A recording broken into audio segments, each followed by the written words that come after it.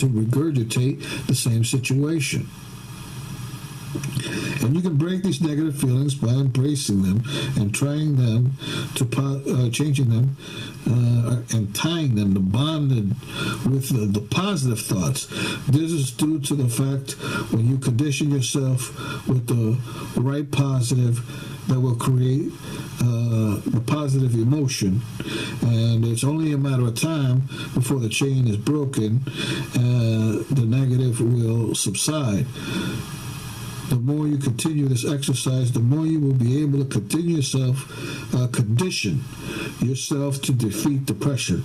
Depression is originally brought on by different factors, which are brought upon by negative beliefs, internal and or external, and fortified with a continuous cycle of negatives. Thoughts, negative feelings that can be conditioned by others' projection.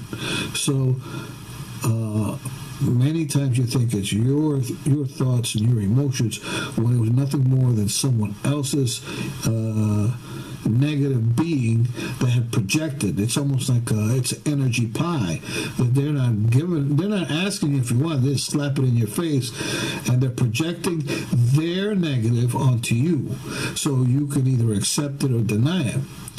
But this is defeated by breaking the thought pattern between the negative thoughts that they had injected into you and which created the negative feelings into you. This is almost like a plague that we're having right now. So once you create a positive thought, you create that cycle. The depression is nothing more than a feeling of hopelessness, and is where the emotion of depression begins.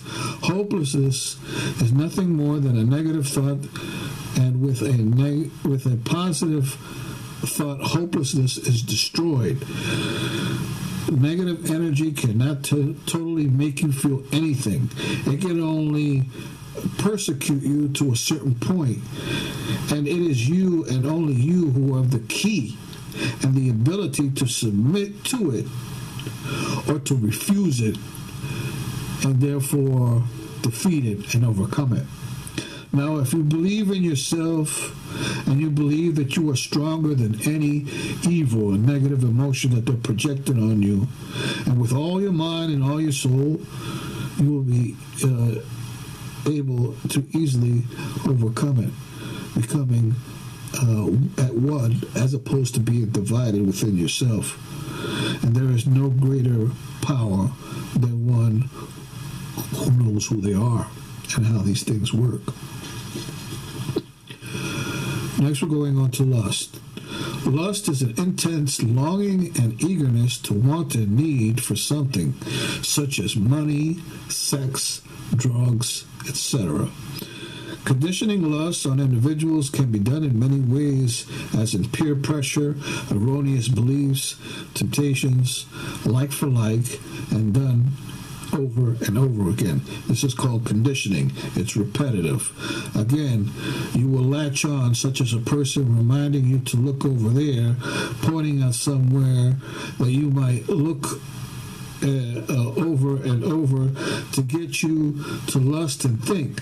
So it was like, hey, look at that girl, look at that girl, look at that girl, look at the girl. And next thing you know, when you see a girl, instead of looking into your eyes, you're just looking into her personal parts. Because they're saying, hey man, check this babe out.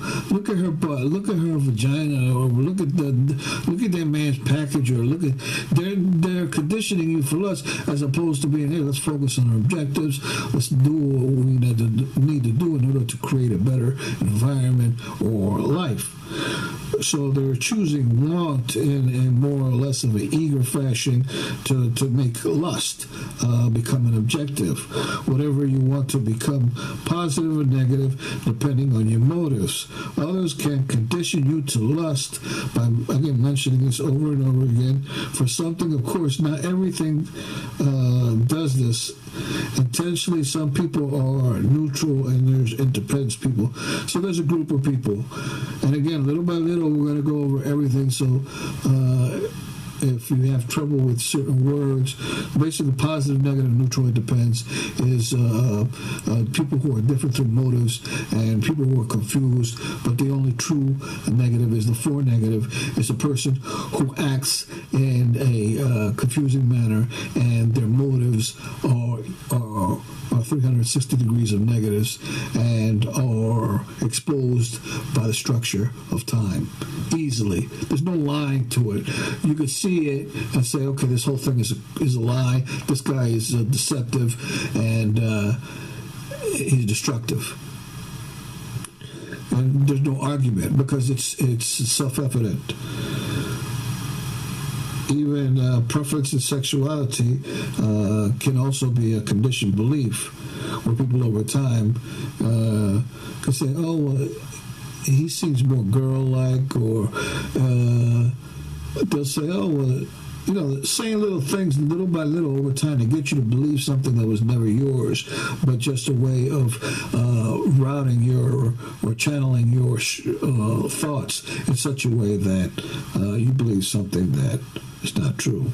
Whether you are heterosexual, homosexual, or bisexual, or whatever, or it all may begin by this conditioning factor. Now, some people may argue that, but again, as we continue, we will go deeper into it. This is just the simple overview. But when we get deeper and deeper, you'll be like, oh, wow, you'll then decide exactly what you believe, and then you can continue on that, because there are certain allotments that can be made that would make everyone happy. And I'm really talking about everyone, where it's not just one channel or one road, but many roads that are in one road that creates the ultimate you and the better you, and the four positive structure, the highest you can ever achieve or want to achieve in yourself and others. So again, there's this conditioning, which it's not really programmed. Conditioning means like over and over time. So meaning a child since birth is taught how to perceive by others' perception, projection through many factors. There are a course of events that can guide you into your beliefs and your choices by society, family, friends, etc.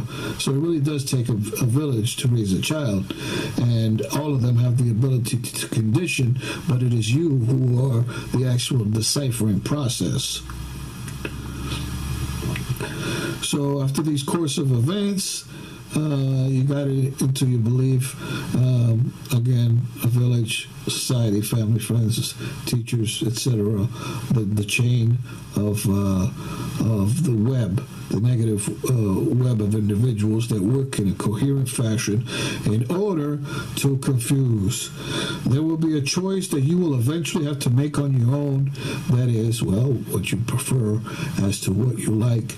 And usually there's underlying factors of energy and things of certain behaviors and traits that really attract you to certain people as magnets. But just because you're attracted to certain people, it doesn't mean you're a homosexual. It just means that this person's probably most likely to be a good friend to you.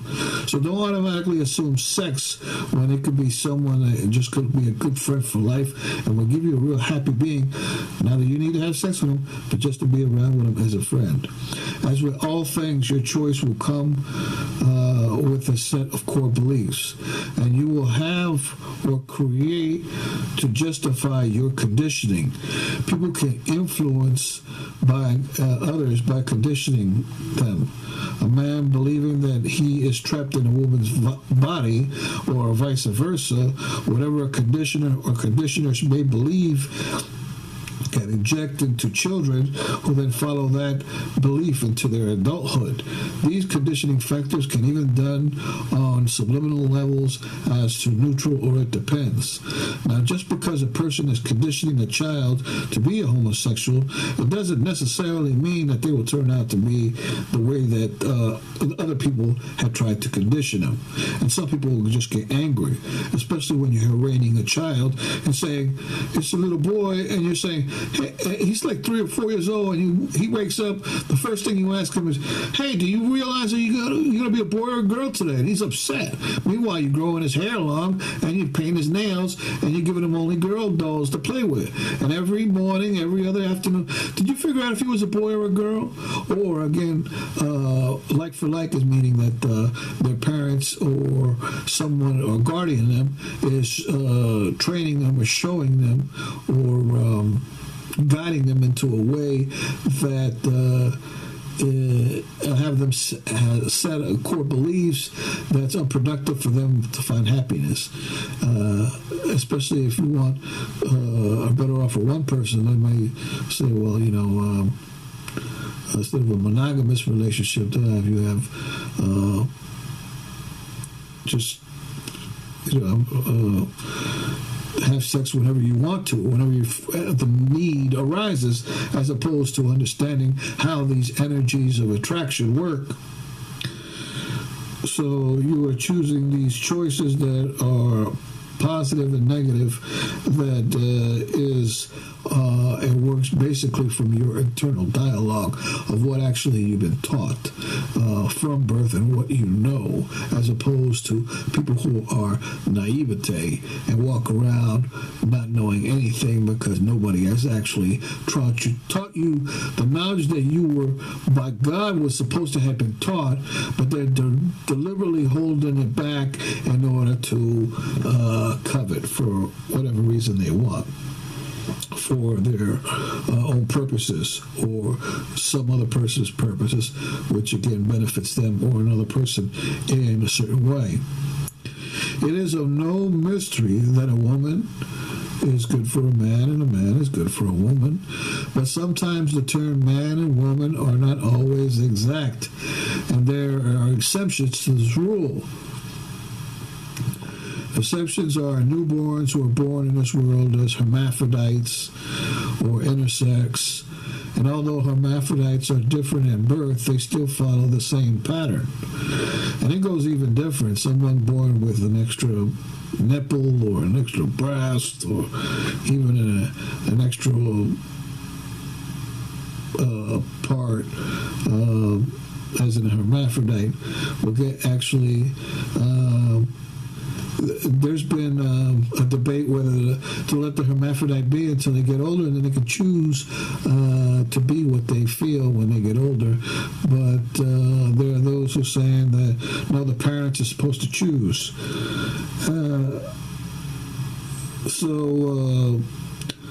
Personally, if it's not broke, don't fix it. Because there may be a reason for that child to have been born that way. But if there is a problem, well, then fix it. You got other factors like 2 women born in one body, or have one basic torso but features like 2 heads, and there's all these anomalies. But there's other factors, especially the way we're working in this world where we're unbalanced and creating this negative form of covetance. So it is best, again, to follow that. If it's not broken, I'll fix it. And when they get older, there's a reason for that, and they will be able to find someone who they love and cherish and have a happy, healthy, productive life. For those of you who are not too aware of what exactly is a hermaphrodite, is a person who was born, of course, with both ovarian and testicular tissues, and when this happens, a parent may make the decision again of that child, because it could be that something's more apparent than another. so they would make that choice. But the best route to go is, if it's not broken and everything seems like it's working, then let that continue, because in reality, none of us are the same. We all have PPs. They're all different sizes and colors, and there's no need to try to mold everybody the same, when the reality is that we were made to be different yet the same. Also, like, the more things change, the more things they make stay the same. But we're supposed to be working in a continuous manner in which we become more positive, better, smarter, stronger, as opposed to the negative that's always destructive. And it doesn't lead to better, but it always holds us back from becoming enlightened and creating a world that we can all be happier. Although a hermaphrodite may be conditioned since birth, this person in question may choose their sexuality and sexual preference as they get older as everyone else, or they may have a dominating feature that will indicate more masculine or feminine. And along with also intersex people, but again, this is just a superficial part of it. We're going to go deeper a little later on to clarify all matters.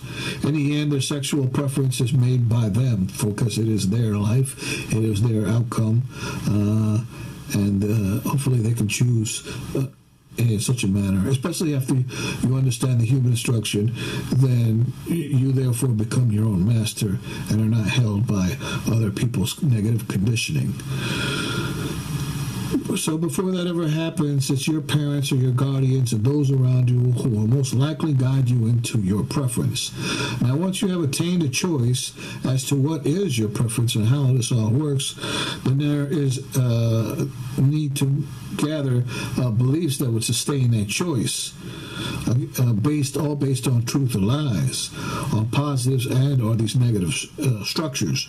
But once you know the actual truth of it all, as in the human instruction, you will then be able to easily flow and not have any contradictions in who you are, and other people will less likely to criticize you, because they'll be like, no, this person is really who they say they are, because of, you know, the way things work.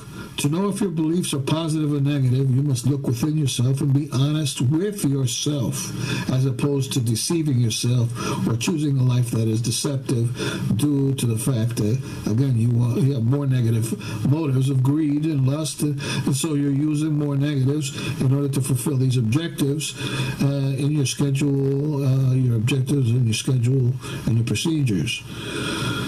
First is a subject. If the subject is positive, you know, there's a positive subject, there's a negative subject, there's a neutral subject, as we said before, beauty, or it depends.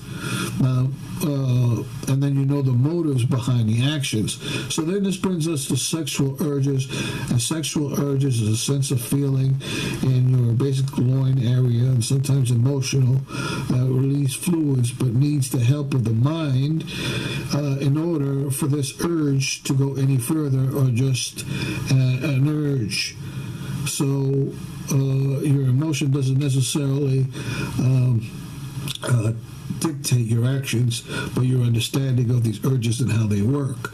These sexual urges are here so we can reproduce and keep ourselves continuing over time, for without it, no one would have sex, and we basically kill ourselves off. And along with emotions, we would probably just not tend to anything, or continue to help one another and guide one another in a particular direction, as above or below. These sexual urges are here again so we can reproduce ourselves, for if we didn't have the urges, we would cease to exist. But then that's the primary reason, but then there's also secondary reason, where it also works in conditioning, which means it is good for your heart, it is good for your mind, and then you're talking about too much or too little, which causes problems. So then there's the sex. In some perspectives, it's like eating. So sex is a little bit like eating. So when you're hungry, you eat, and when you're satisfied,